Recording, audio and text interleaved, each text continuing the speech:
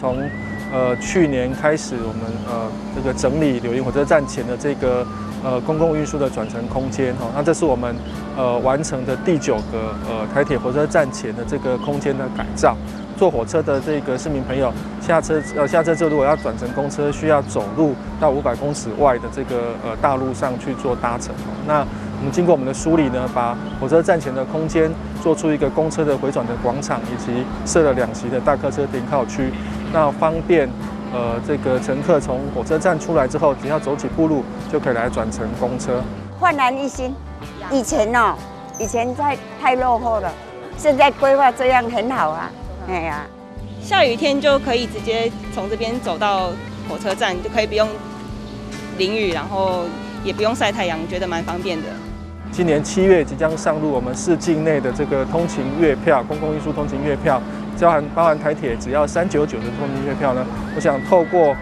软硬体的这个提升，那我想对于市民朋友搭乘公共运输一定会更有吸引力。掌握市政3分钟，台南进步向前冲。我们知道，其实柳营是我们大信营区的一个这个比较不大不小的区，但事实上这边的因为周边有柳营工业区，那也有一些机关学校，所以说通车的人还真的不少。往日由于下了火车之后通常要走一段路，那这个中间有没有任何的遮蔽？那所以说，碰到天候不好或下雨天的时候，往往大家都苦不堪言。这中间大概要走500公尺那所以说，我们不但把这个火车站周边的环境优化，也让民众通勤的这个路线更便利化。那周边不管是停车的空间或是停机车的空间，都加以优化。总共花了1688万。就感谢中央能够交通部能够支持经费，配合地方的这个自付款，那能够把这样子的一个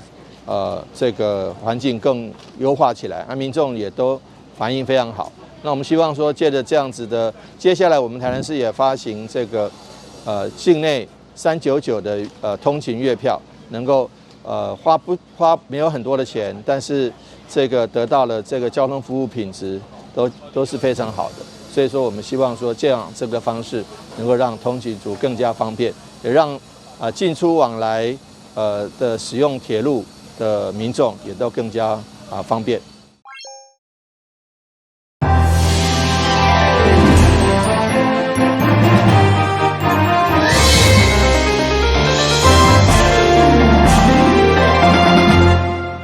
大家好，我是陈美纯，欢迎收看5月5号礼拜5的中嘉台南地方新闻。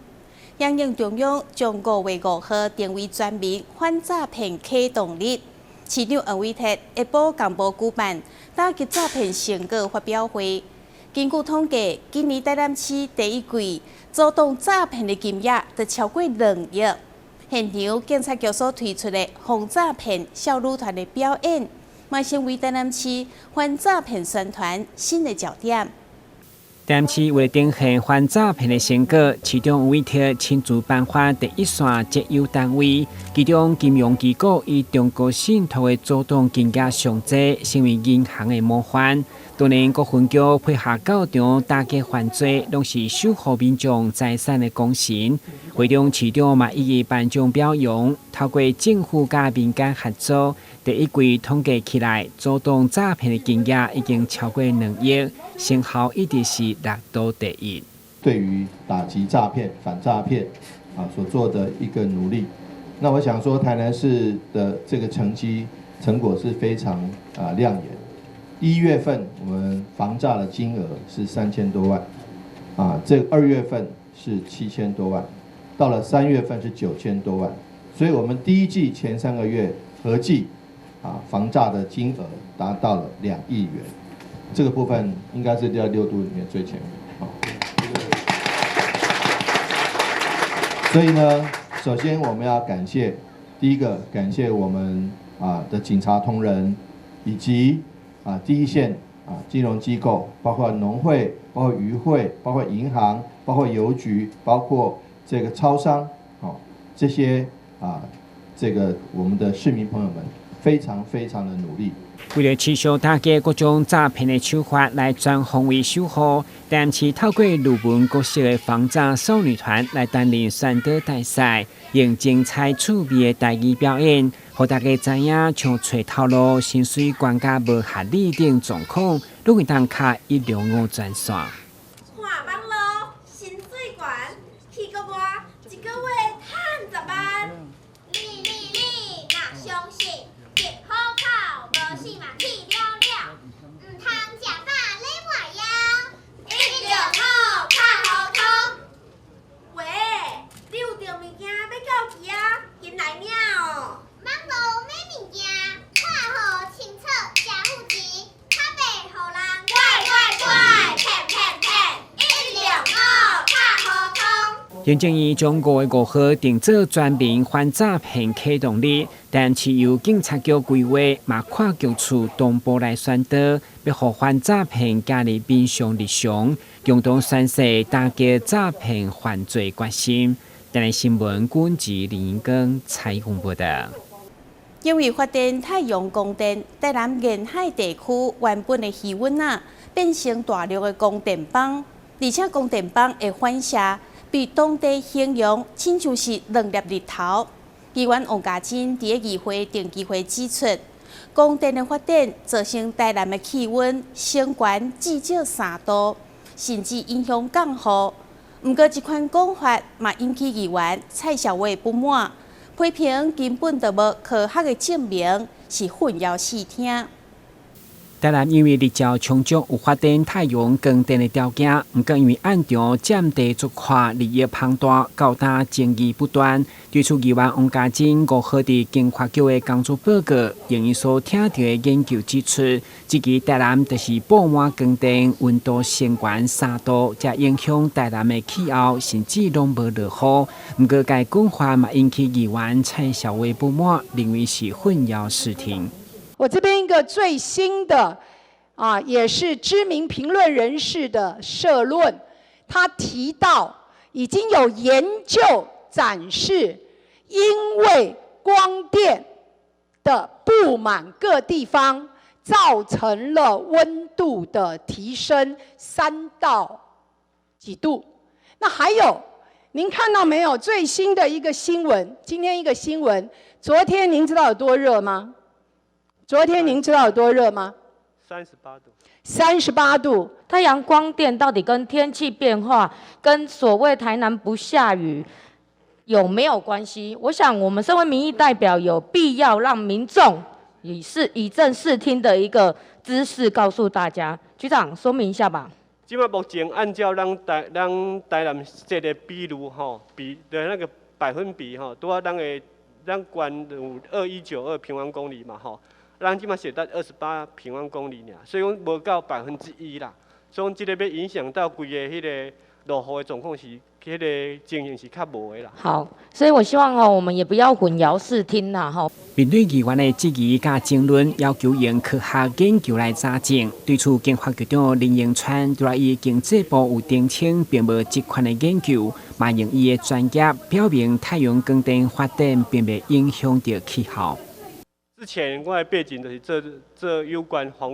防灾所以讲有关这个部分，伫我的专业领域内底，这是无关的啦。就是讲嘛，最近嘛过来的专家是包括彭启明，伊嘛讲咱会当出去看比如伫咱即马这个时阵，你去草坡啊徛咧，路的时阵去草坡啊徛咧，还是去迄个暗暝土地徛咧，你就当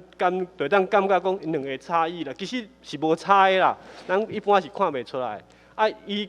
会影响到迄个落雨的状况，是因为较大范围的气候变迁的，毋是咱即个小范围的即个变化。太阳光电的发电到底敢会成为2个日头，冲击到台南的气候，甚至影响袂落雨，也是爱徛伫科学专业的立场来讲话。台南新闻管制林英光采访报道。台南的太阳光电开发的庞大利益。因为传出乌金介入，造成纠纷不断。为了避免争议扩大，议员李宗霖就强烈建议，光电能源的开发一定要总量管制，同时要坚持61线以西未当开发。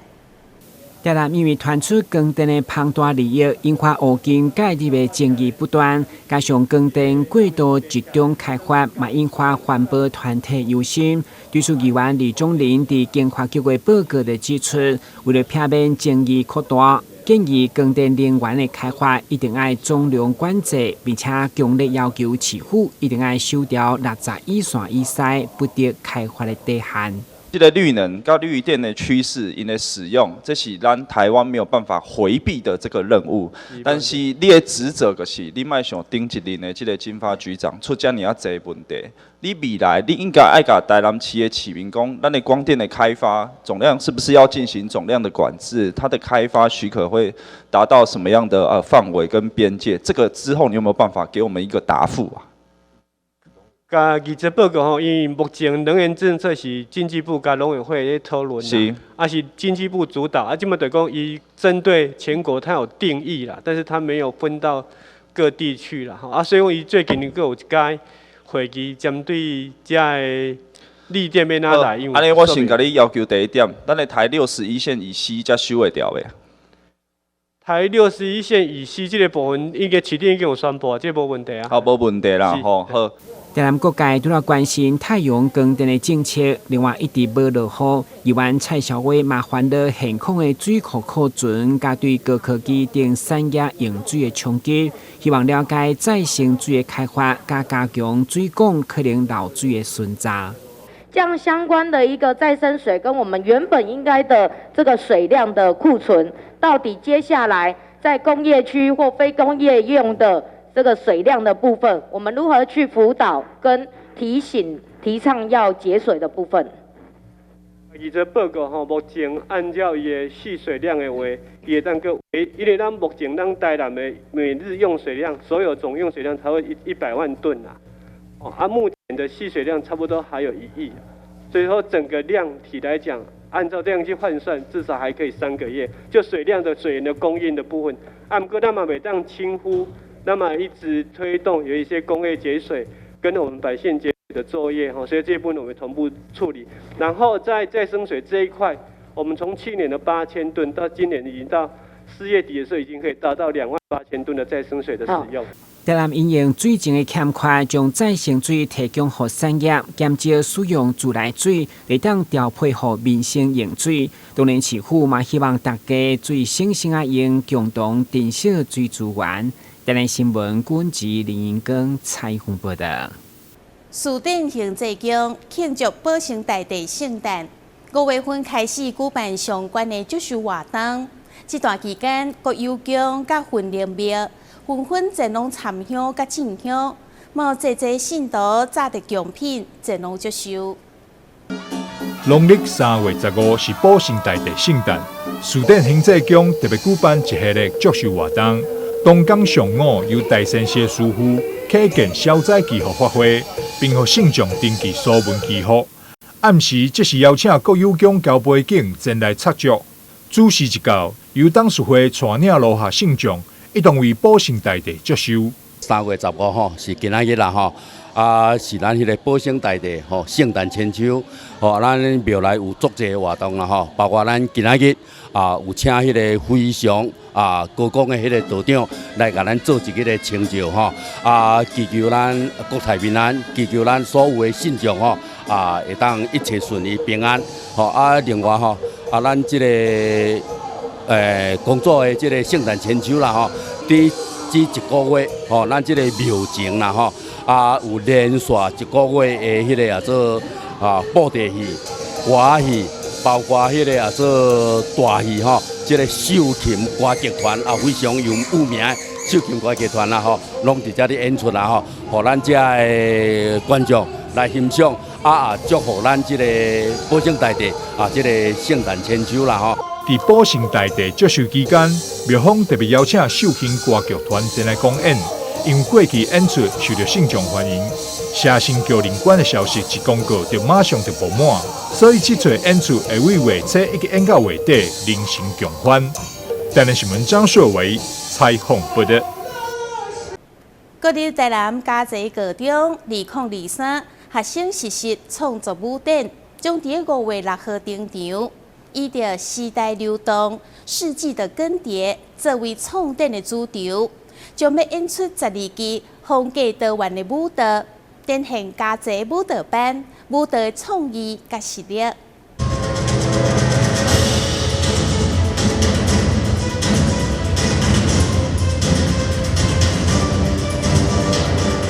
2023国立台南家族高中学生实习创作舞展校内场次第2进登场，今年由第31、32、33届舞蹈班学生共同合作展现，以 Epic 作为舞展的主题。因为我们那时候取名字是觉得，我们想要让这次的创作展是属于我们这个时代的关系，所以因为我们经历过很多疫情啊、远距教学等等，所以我们就觉得时代就是我们这个时代跟大家不太一样，然后我们想创造自己不一样的时代，所以才会取这个名字。舞展多为学生家己所创作，老师扮演协助的角色。此次因创作出有着无同风格的12首舞蹈作品，包含中国舞蹈以及现代舞蹈等等，运用丰富的元素，展现出家族舞蹈班的创意。学生在他们一开始起初就是发想的创意非常的多，所以就是在帮他们在找寻那个定位的时候，有花了一些时间，然后帮助他们自己的作品会更加的完整跟聚焦。然后在过程当中，当然也是因为从头到脚，可能包含服装制作、整体的造型什么，它都必须得要一脉把它完成。所以其实，在过程当中，我们花了蛮多心力在磨合一些状况啊，其实也让学生知道说，其实一场演出的细节就是有这么多。很特别的，我们今年舞蹈班的同学用了非常多中国文化的元素哈。所以呢，我们这一次的展出的曲目当中，中国舞是比较多的。好，那除了柔美的这一个中国舞之外呢，也有一些有关武侠的元素，那也有一些呢有关于水墨画跟这个仕女画。哈，校外场次将伫5月6号登场，大家当上家族舞蹈班粉丝专页来登记免费票券。欢迎对舞蹈艺术有兴趣的朋友来观赏，共同感受 Epic 的特色甲能量。台南新闻杨顺怀采访报道。2023台南广角艺术季将伫5月6号盛大登场。今年总共有64个团队以广角探险做主题，演出场地行出新化演艺厅，增加台南市立图书馆、中亚艺文中心等户外场地。同时嘛，规划大目港探险区的活动，和民众拜访在地店家客好礼。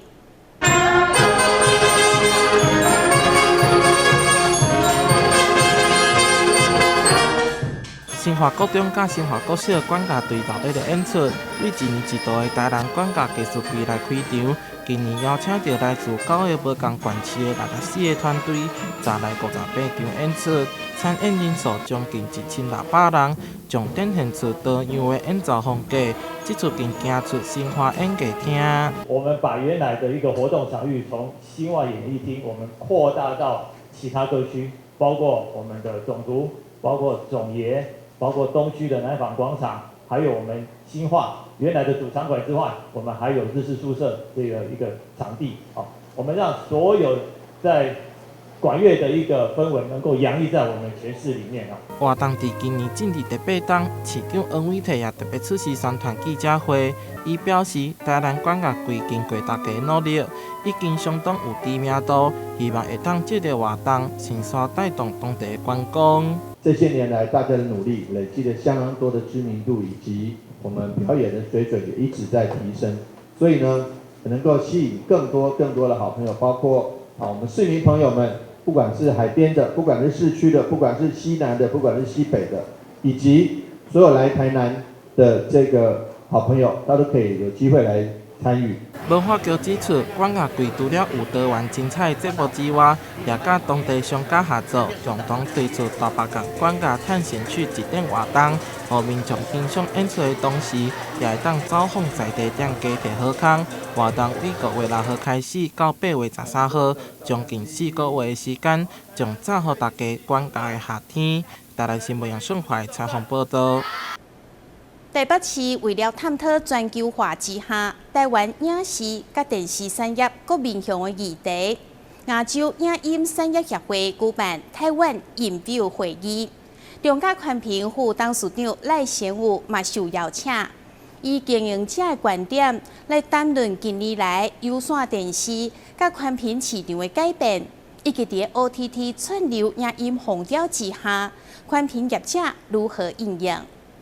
为探讨台湾影视与串流媒体的产业趋势与发展方向，亚洲影音产业协会举办台湾InView会议，汇聚各界关键决策者担任演讲嘉宾。中嘉宽频副董事长赖贤武也受邀参与，并且以台湾有线电视及宽频市场之演进为题进行分享。赖贤武表示，面对有线电视市场衰退，中嘉宽频以客户为导向，优化品质与服务，不仅用户持续增加，也全方位的提升市场的竞争力。中嘉宽频在最近的4年，我们每年都有大量的资本支出投资在网络的建设，所以使我们在有线电视或宽频的这个网络品质，在过去4年有大幅的成长。第二个呢，我们也更加强我们把有线电视跟宽频的捆绑服务，所以实际上消费者在有线电视所付的成本比以前更低，可是所享受到的服务更好，同时还有宽频的服务。另外一个就是我们在客服方面，我们也加强了，我们把全省的客服做整合，因此提供给客户更好的服务。这是我们因应有线电视下滑，我们中嘉宽频所做的努力。在数位浪潮下，中嘉宽频副董事长赖贤武认为，有线电视与 OTT 业者不再只是竞争关系，而是在内容上有所互补。民众收视习惯的改变，也增进宽频服务的成长。OTT 虽然是一个浪潮，但是 OTT 大家可以看得出来说 ，OTT 其实跟有线电视是一个互补的，因为 OTT 不管是 Netflix 或者是 Disney 或者很多的 OTT 服务，基本上它所提供的可能是电影、娱乐或各方面，但是有线电视呢，我还是有很多，譬如说新闻的电视，或者是其他有关